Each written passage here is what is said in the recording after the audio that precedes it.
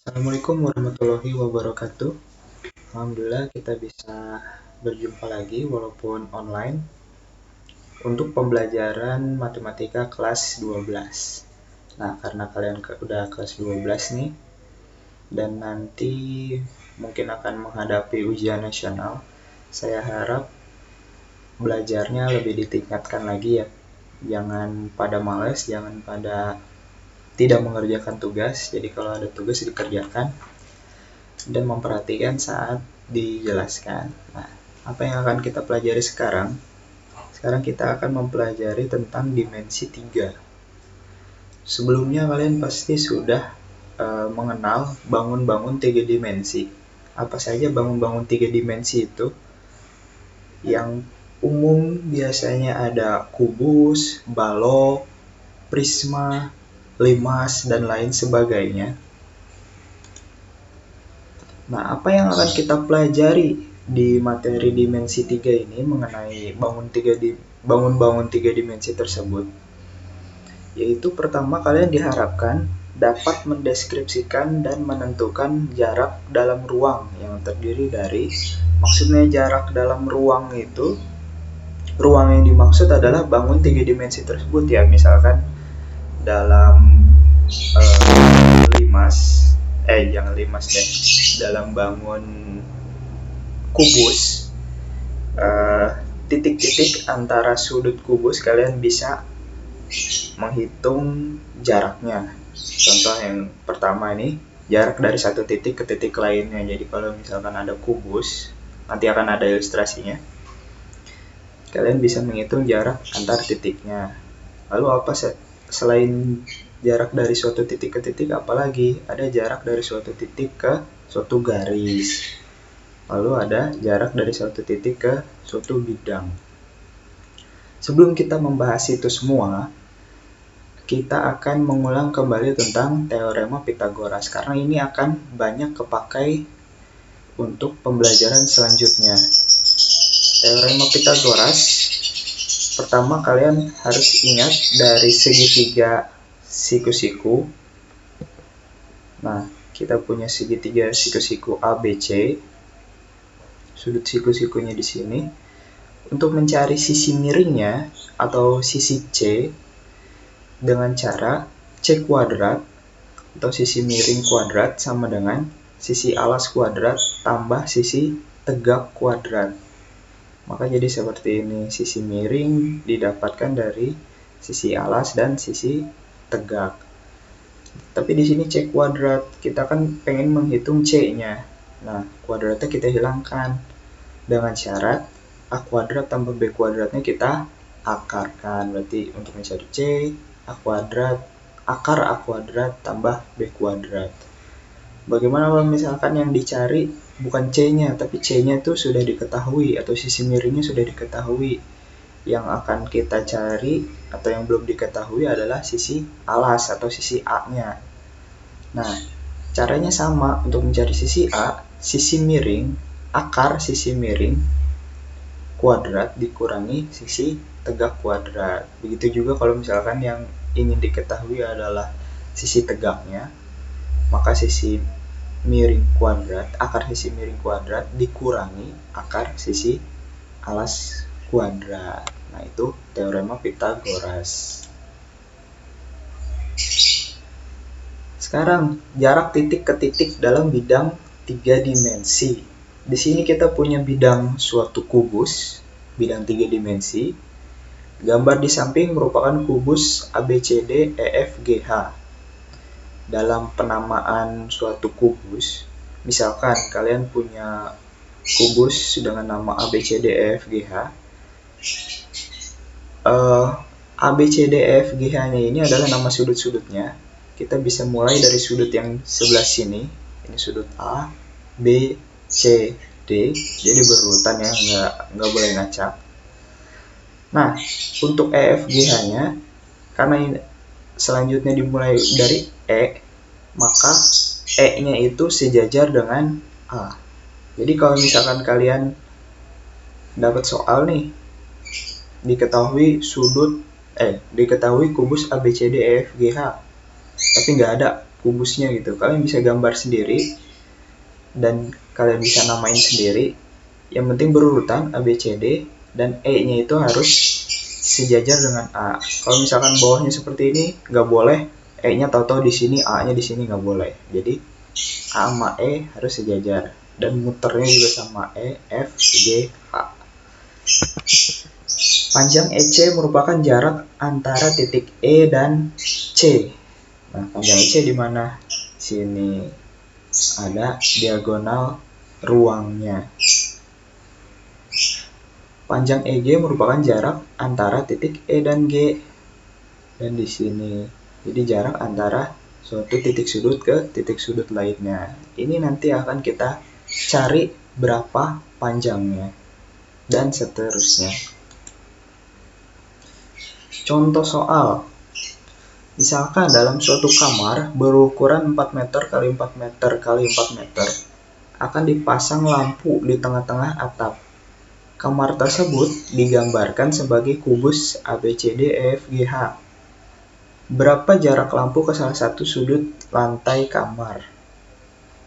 Jadi kita punya kamar, anggap saja bentuknya kubus dengan ukuran 4 meter x 4 meter, tingginya juga 4 meter. Pengen dipasang lampu nih di tengah-tengah atap, jadi bidang EFGH-nya ini atapnya nih. Karena dia pengen pas di tengah-tengah, untuk memudahkan kita bikin diagonalnya nih, diagonal EG, diagonal FH. Maka titik potongnya itu adalah T, tepat di tengah-tengah. Dan di sini, di titik T ini akan dipasang lampu. Oke, kita balik lagi ke sini. Kita pindahin ya kubusnya. Sekarang yang ditanyakan adalah jarak lampu atau jarak titik T ke salah satu sudut lantai kamar. Berarti jarak T ke D, jarak T ke C, T ke B, atau T ke A. Nah, kita bisa ambil salah satu. Kita ambil jarak dari T ke A. Berarti garisnya akan seperti ini. Jarak T ke A. Nah, bagaimana cara kita menghitungnya? Kalau kalian perhatikan di sini, panjang sisi dari setiap rusuk kubus ini atau panjang sisi kamarnya adalah 4 meter kali 4 meter dengan tinggi 4 meter juga. Karena ini kubus berarti panjang rusuknya sama semua. Berarti kita bisa menghitung panjang TA ini dengan teorema Pitagoras yang tadi sudah kita bahas. Kalian perhatikan di sini, bangun ATE ini merupakan segitiga siku-siku, yang mana panjang AE ini adalah 4 karena tingginya 4 meter. Panjang AT yang akan kita cari dan panjang ET belum kita ketahui. Nah, berarti untuk mencari AT kita cari dulu nih panjang dari ET. Caranya gimana? Balik lagi ke teorema Pitagoras lagi. ET ini merupakan bagian dari segitiga siku-siku EGF. Nah, coba kita pisahkan segitiga EGF-nya. Kita keluarkan segitiga EGF-nya di sini. Nah, T-nya di mana? T-nya di tengah-tengah antara panjang EG. Berarti di tengah-tengahnya ada T. Untuk mencarinya, untuk mencari panjang EG, berarti kita sudah mengetahui panjang EF. Tadi berapa? Yaitu 4. Panjang GF, FG, itu sama 4. Ingat, kalau kubus panjang rusuknya sama semua. Berarti kita tinggal cari sisi miringnya. Tadi gimana cara mencari sisi miring? Akar dari sisi tegak kuadrat ditambah sisi alas kuadrat. Nah, ini dia penyelesaiannya. EG atau sisi miring, akar dari sisi alas kuadrat, 4 kuadrat, ditambah sisi tegak kuadrat, 4 kuadrat juga. 4 kuadrat itu hasilnya 16, 4 kuadrat 16 dijumlahkan akar dari 32. Lalu kita selesaikan akar 32 ini. Karena 32 tidak bisa diakarkan langsung, kita cari bilangan akar yang bisa membagi dari 32. Berarti bilangan akar yang merupakan faktor dari 32. Kalau misalkan bingung, kalian bisa mulai dari 2 dulu. 2 kuadrat atau 2 kali 2 itu adalah 4. Berarti 32 bisa nggak dibagi 4? Bisa nggak 32 dibagi 4? Nggak bisa. Berarti kita naikin lagi nih, jangan 2. Kita coba 3. 3 kuadrat hasilnya 9. 32 bisa nggak dibagi 9?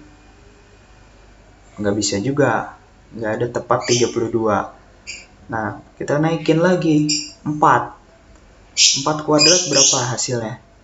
16. 32 bisa nggak dibagi 16? Bisa. 16 dikali 2 hasilnya 32. Karena 16 itu adalah hasil dari 4 kuadrat, berarti akar dari 16 itu 4. Nah, karena akar 16 dari 4, 4-nya bisa kita keluarkan dari tanda akar. Maka menjadi 4 akar 2. Oke, berarti kita sudah dapat panjang EG-nya adalah 4 akar 2. Sedangkan panjang ET-nya itu adalah setengah dari panjang EG. Berarti panjang ET adalah setengah dikali panjang EG. Berarti setengah kali 4 akar 2. Yang dikalikan adalah yang di luar akarnya. Berarti setengah kali 4 hasilnya 2. Akar 2-nya tetap. Berarti panjang ET adalah 2 akar 2. Berarti ini kita sudah ketahui nih. Panjang AE 4, panjang ET itu 2 akar 2, tinggal kita cari panjang AT dengan teorema Pythagoras. Untuk mempermudah, kita bisa keluarin dulu nih segitiga AET-nya. Dengan AE itu adalah 4. ET itu tadi sudah kita cari, itu 2 akar 2. 2 akar 2. Sekarang tinggal kita cari AT. Nah, untuk mencari ET atau sisi miringnya, AT sisi miringnya, yaitu ET kuadrat, akar dari ET kuadrat ditambah AE kuadrat. Berarti tadi sudah dicari, ET kuadratnya itu adalah 2 akar 2, berarti 2 akar 2 kuadrat tambah 4 kuadrat. Berarti 2 akar 2 kuadrat, 2 akar 2 kali 2 akar 2, 2 kali 2 4, akar 2 kali akar 2 2. Berarti 4 kali 2 hasilnya 8. 4 kuadrat, 4 kali 4, 16. 8 tambah 16 hasilnya 24. Akar 24 ini karena tidak ada bilangan akarnya secara langsung, tidak ada akarnya langsung, maka caranya sama seperti tadi. Kita mulai dari 2 dulu. 2 kali 2 atau 2 kuadrat itu 4. 24 bisa nggak dibagi 4? Bisa. Yaitu hasil 6. 4 kali 6 hasilnya 24. Dan 4-nya bisa kita akarkan. Maka akar 4 itu adalah 2. Sisa 6-nya di dalam akar. Berarti 2 akar 6. Berarti panjang AT-nya itu adalah 2 akar 6. Berarti jarak antara lampu dan sudut di lantai, sudut A, sudut B, sudut C, dan sudut D, karena nilainya akan sama semua, jaraknya adalah 2 akar 6. Sekarang coba latihan. Kita punya bangun seperti ini. Jika diketahui panjang AB itu mana? Sini. 5 cm. AE